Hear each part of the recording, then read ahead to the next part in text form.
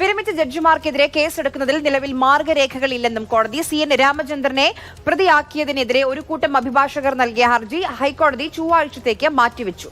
കൂടുതൽ വിവരങ്ങളുമായി ബിനിൽ ചേരുന്നുണ്ട്. ബിനിൽ, എന്തിനായിരുന്നു ഹർജി സമർപ്പിച്ചത്? കോടതിയുടെ നിരീക്ഷണം ഇക്കാര്യത്തിൽ എന്താണ്?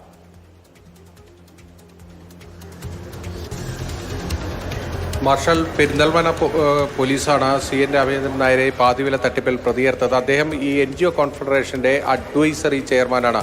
ആ പദവി അദ്ദേഹം അലങ്കരിച്ചു എന്നതുകൊണ്ടാണ് അദ്ദേഹത്തെ ഈ കേസിൽ പരാതിയുടെ അടിസ്ഥാനത്തിൽ പ്രതിയേർത്തത്. ആ നടപടി നിയമവിരുദ്ധമാണ് എന്നതായിരുന്നു ഹൈക്കോടതിയിലെ ഒരു കൂട്ടം അഭിഭാഷകരുടെ നിലപാട്. അവർ പൊതുതാൽപര്യ ഹർജിയുമായിട്ടാണ് ഹൈക്കോടതി ഡിവിഷൻ ബെഞ്ചിലെത്തിയത്. ആ ഹർജിയാണ് ഹൈക്കോടതി അല്പം മുമ്പ് പരിഗണിച്ചത്. അപ്പോൾ കോടതിയുടെ ഒരു പ്രധാനപ്പെട്ട പരാമർശമായി വന്നത് സർക്കാരിന് ഈ കേസിൽ ആ പങ്കുണ്ടെന്ന് പറയാൻ കഴിയില്ല. കാരണം അദ്ദേഹത്തെ തന്നെ പല ജുഡീഷ്യൽ കമ്മീഷനുകളിലും സർക്കാർ തന്നെ നിയോഗിച്ചതാണ്. സാധാരണ നിലയിൽ ഇത്തരത്തിലുള്ള പരാതികൾ വരുമ്പോൾ ഈ ഡോക്ടർമാർക്കെതിരെ നേരിട്ട് കേസെടുക്കുന്നതിനൊക്കെ ചില നിയമപരമായ തടസ്സങ്ങളുണ്ട്. അത് നിയമനിർമ്മാണത്തിന്റെ ഭാഗമായി വന്നിരിക്കുന്നതാണെന്ന് കോടതി ചൂണ്ടിക്കാണിച്ചു. പക്ഷേ വിരമിച്ച ജഡ്ജിമാർ കാര്യത്തിൽ അത്തരത്തിലൊരു മാർഗരേഖ ഒന്നും തന്നെ ഇല്ല.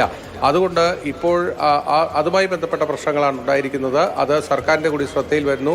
സർക്കാരിന് വേണ്ടി director general of prosecution TA ഷാജിയാണ് കോടതിയിൽ ഹാജരായത്. അദ്ദേഹം കോടതിയിൽ വ്യക്തമാക്കിയത് സർക്കാരിന് അറിയാം ഇതെങ്ങനെയാണ് മുന്നോട്ട് പോകേണ്ടത്. ഇത് സംബന്ധിച്ച തുടർ നടപടികൾ സർക്കാരിന് അറിയാം.